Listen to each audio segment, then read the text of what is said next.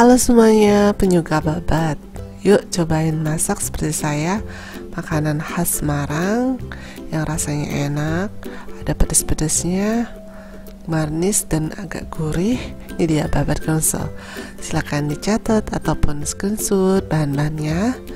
Di sini saya sudah menyediakan bahan-bahannya, ada 7 butir bawang merah, kemudian di sini ada 5 butir bawang putih, dan saya juga pakai daun salam 1 buah, ada lengkuas, ada 10 buah cabai keriting, kemudian saya pakai 6 buah untuk cabai rawitnya. Oke, kemudian saya juga menyediakan garam dan penyedap rasa secukupnya saja. Kemudian ada 2 sendok makan untuk kecap manis. Di sini saya sediakan air kira-kira 500 ml, dan juga ini air kaldu dari rebusan si baceman dari usus ataupun babat serta daging. Di sini ini saya bacem, kebetulan biasanya saya suka bacem, kalaupun kalian sekedar rebus ataupun diungkep biasa juga bisa.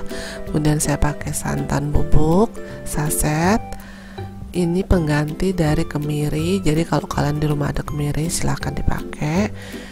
Ini dia semua bahan-bahannya, jangan lupa gula merahnya juga ya.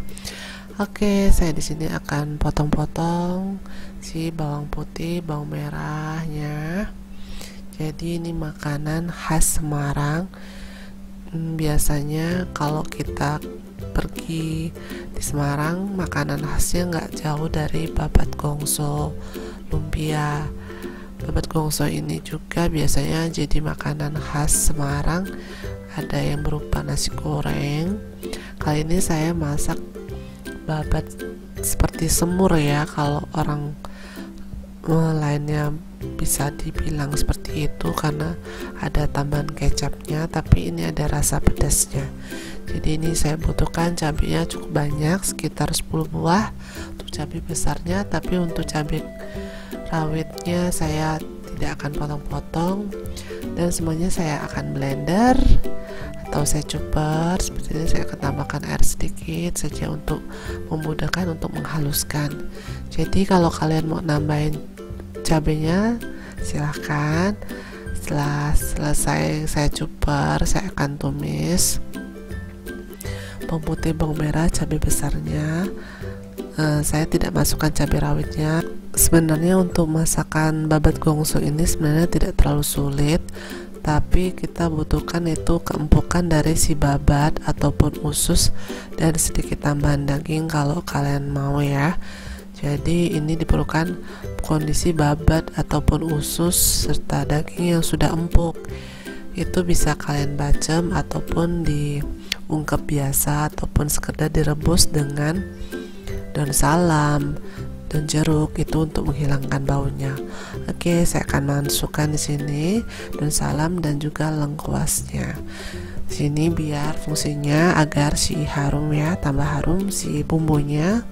Gak cuma sekedar bawang putih, bawang merah. Saya masukkan di sini 2 sendok makan untuk kecap manisnya.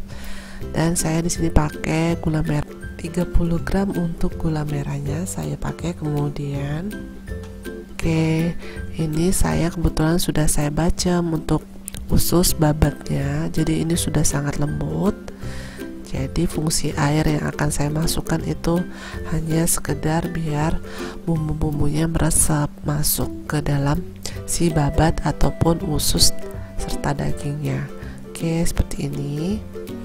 Kemudian saya akan masukkan airnya sebanyak kurang lebih 500 ml.